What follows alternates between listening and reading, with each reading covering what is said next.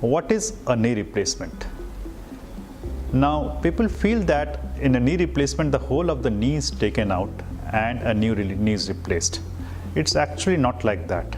Knee replacement is basically a resurfacing surgery where the surface of the knee joint, which has eroded, the cartilage which has eroded, is given a shape and an artificial implant is implanted over it. So that is knee replacement. So that restores the alignment of the knee joint, it damaged cartilage, and so the pain is relieved. Now these implants are specialized implants and they are supposed to last for almost 15 to 20 years. They relieve the pain, they correct the patient's deformity, and the patient can do almost all activities except vigorous sports activity quite regularly.